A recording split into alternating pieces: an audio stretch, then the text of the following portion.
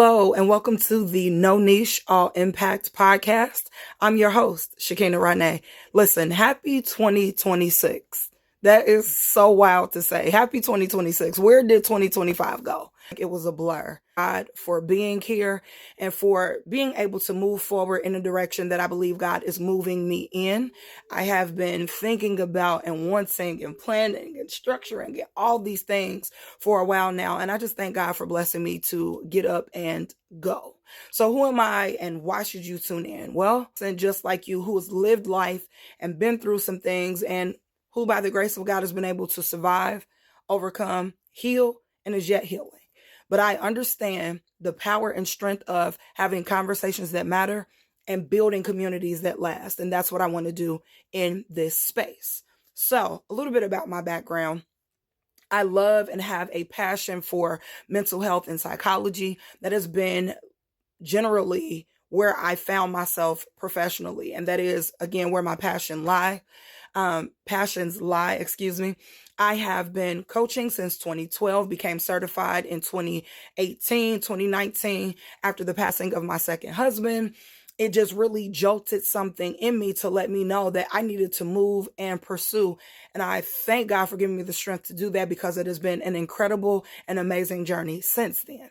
I am also the founder and CEO of a nonprofit called the Fix Your Crown Initiative, where I get to operate in my passion and call as a person who provides empowerment and equips and encourages women, teen girls, and girls in knowing their power and walking in their purpose. It is something that I love to do, and I'm so grateful for the opportunity to do it.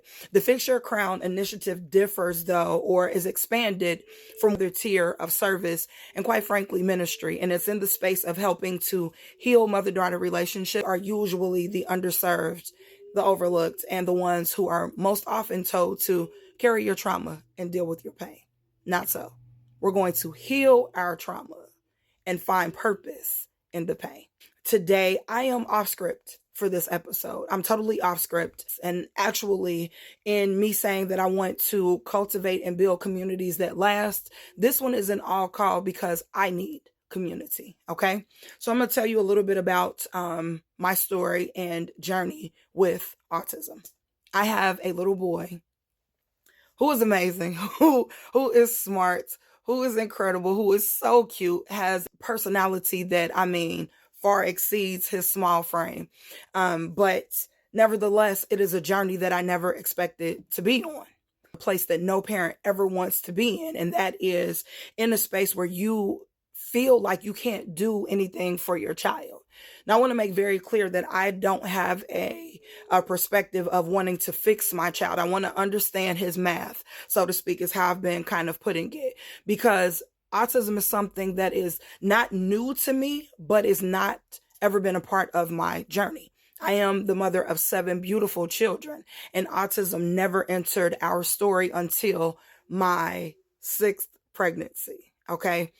And I honestly, in the beginning, I dealt with so much, frustration and even anger and guilt or blame for myself because I felt like me having him at an older age is what did this to him, that I was somehow broken. Come to learn that there are so many contributing factors to autism that, that they can't necessarily be narrowed down and that there is never any blame for the parents or the circumstance and definitely not for the child. It is, however, a journey that is not identical to anyone else's. And it is, I'm learning more and more as I grow, a journey where we need support and resources, especially as people of color. So before I get into our story, I want to share some stats with you because I think it's super important. So stick with me for a minute while I provide this information to you, because while we're having conversations that matter, I want our time together to always be something that is not just informative, but it's information that you can take and do something with. Information can become jumbled and lost and we throw it away. But I want to make sure that it is meaningful and purposeful when we're in this space, okay? Autism as of 2025, what the numbers really say. I don't have my glasses on, so I will be squinting. Just follow along, pay attention. All right. So as of 2025, national prevalence and new diagnosis said that 1 in 31 US children have been identified with autism. Again, that's as of 2025, according to the CDC ADDM report. Okay. Now, this reflects a continued rise from 1 in 36 in 2023. That's important. Okay. Just put a bookmark there. The CDC also reports that autism is something that's experienced against or across all racial and ethnic groups with shifting patterns in who is diagnosed. Put another bookmark there, okay? So in my research and preparation for our time today, I was very interested. Autism correlates with Black children. Pay attention to this, okay? Autism in Black children as of 2025. The most recent CDC and research findings show a major shift. Listen up, my Black and brown people. For the first time, autism identification rates are higher among Black, Hispanic, and Asian Pacific Islander children than white children. Hold on to that, okay? All right. And in some regions, Black children show the highest prevalence, such as 1 in 27. Now, remember, our stats said 1 in 31. But when it comes to Black children and autism, it is showing as of 2025 the highest prevalence, such as 1 in 27. Okay. Now, this is according to Maryland CDC monitored sites.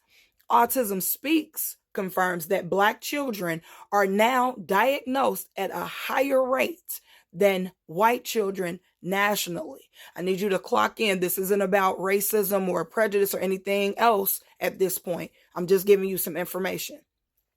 So some important context for what I just told you is that Black children are still diagnosed. Why is this number like this? Because Black children are still diagnosed later on average due to delayed referrals, misrepresentation of symptoms, and systemic barriers. Here's where my story comes in.